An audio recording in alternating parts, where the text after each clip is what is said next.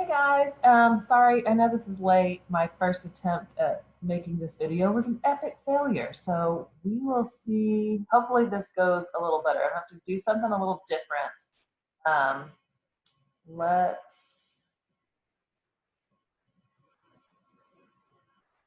do this. Okay, so let's talk about 19.1, probability and set theory. So the first page of your notes here just kind of focuses on the new vocabulary for probability. There's lots of little symbols, and I'll go through it and explain it to you. So a set is a collection of distinct objects, usually numbers. The empty set, this 0 with a slash through it, it's a set without any elements in it. The universal set, it's the set of all considered elements. It's everything that you're considered. So if set A is the set of prime numbers less than 10, then set A equals 2, 3, 5, and 7. So the set of A includes all of the prime numbers less than 10. We would say that the number of elements in set A equals 4 because there's 1, 2, 3, 4 elements within this set. Okay, so let's talk about some different shorthands used to describe relationships between sets. This little sideways U indicates that a set is a subset of another. What that means is all of the elements of one set exist in the other set. So if set B are the elements in set B are 2, 4, and 6, and set C is 2 and 4, then we can say that C is a subset of B because all of the elements in C are also in B. Upside down U, or the like weird N, it's called the intersection of sets. What that is, it's elements that exist in both sets. So if set A includes the elements 1, 4, and 6, and set B includes the elements 2, 4, and 6, then the intersection of sets A and B include 4 and 6, because 4 is in both sets and 6 is in both sets. 1 is only in A and 2 is only in B. So they are not included in this intersection of sets. And just the regular U is the union of sets. So we're smushing two sets together and making one set of all the elements from one and all the elements of another. So if set A includes the elements 1, 4, and 6, set B includes the elements 2, 4, and 6, then the union of sets A and B is 1, 2, 4, and 6. Because 1, 2, 4, and 6 are both sets combined. You don't write the repeating elements twice. They're just, you only consider them once, since just because they're repeated doesn't mean you include them twice when you're combining. Just individual, each element is its own individual thing. Okay, let's talk about the superscript C here. When you see that on a set, it indicates that we're talking about the complement of a set. What the complement of a set is, it's all the elements that are in the universal set that are not found in that given set. So if all of the elements that we're considering, our entire universal set, are the elements 1, 2, 4, and 6, and set C is 2 and 4, then the complement of set C is 1 and 6, because 1 and 6 are the two elements in our universal set here that are not found in set C. Let's go to the next page. Let's talk about how this stuff is useful. We can use this information to calculate theoretical probabilities. So the formula for calculating probabilities is the probability of some event occurring equals the number of outcomes in the event, so the number of elements in the set, divided by the number of outcomes in the sample space, or the universal set. So all of the outcomes of an event, or all of the elements of a set, divided by all of the elements of the universal set. So let's put that to use here. I think it'll how we can apply this. So if we roll a die, event A is rolling a prime number and event B is rolling an even number. Okay, so first of all, before we get started on solving anything, figure out what our sets are and how they relate. So our sample set, or our universal set, it's rolling a dice, right? And whatever number comes up, that's all the possibilities that we can have. We can roll a 1, a 2, a 3, a 4, a 5, or a 6. So that's our universal set. That's the only possible outcomes that can be considered when rolling a die. Set A is rolling a prime number, right? So that means the set A consists of all of the prime numbers in our universal set. So all of the prime numbers in 1 through 6 are 2, 3, and 5. So we'd say the number of elements in set A is 3.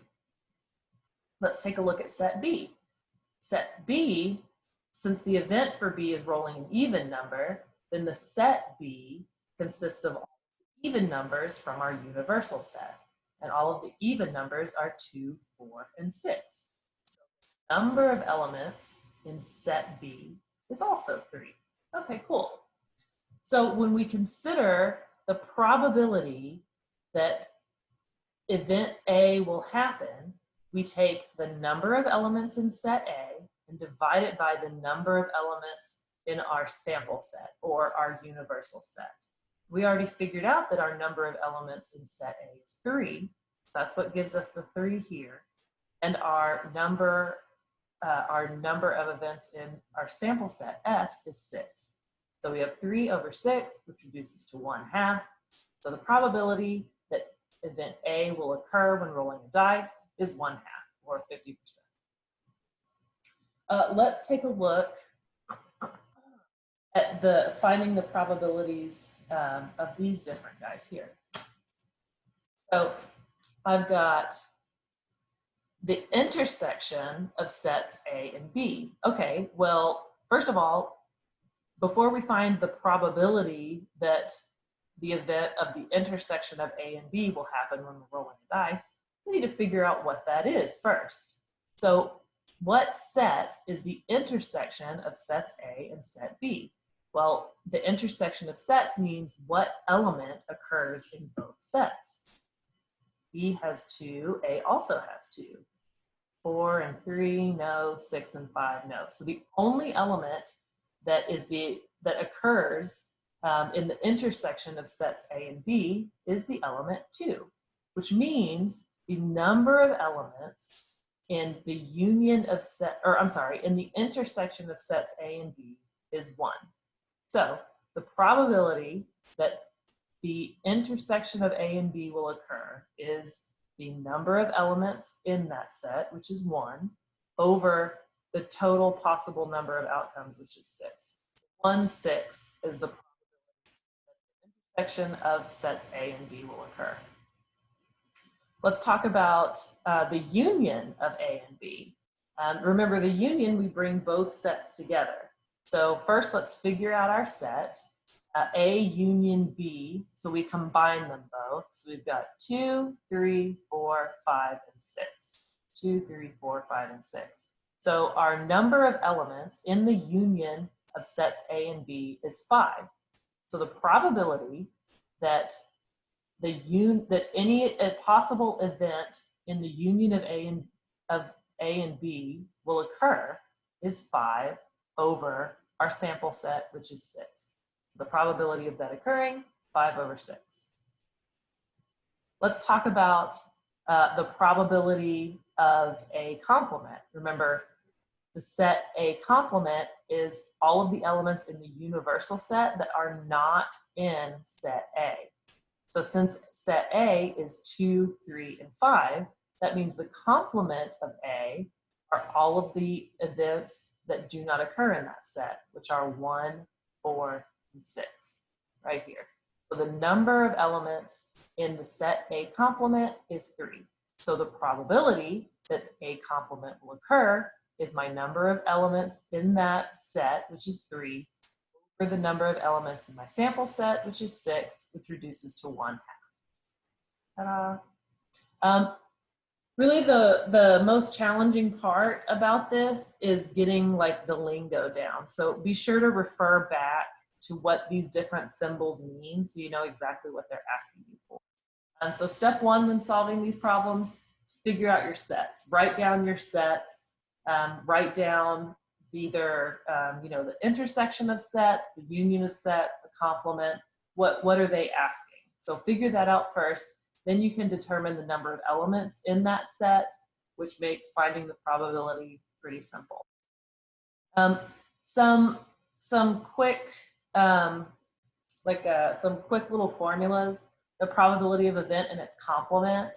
Well, the probability of an event and the probability of an event's complement means it either is going to happen or it's not going to happen. And there's a 100% chance that something either is going to happen or is not going to happen. So the probability of an event plus the probability of that event's complement is always 1. And then these down here are just variation. It's just a little this main equation here. So the probability of an event equals 1 minus the probability of that event's complement. And the probability of an event's complement equals 1 minus the probability of that event. That's kind of a shortcut that might help you with your homework a little. Okay, so I hope this went well. I'm sorry I'm having trouble with getting a second video up so I can write down and show you guys, and the whiteboard just doesn't show up very well. I can kind of use that to help y'all with homework problems, but realistically, to go through the notes, I think it would be pretty painful for you guys to try to. I hope this was helpful, and if you have any questions, send me an email. I can set up a one-on-one Zoom tutorial time with you if you would prefer, or you can drop by during our normal Zoom tutorial time. You guys had a great Easter, and I'll talk to you later.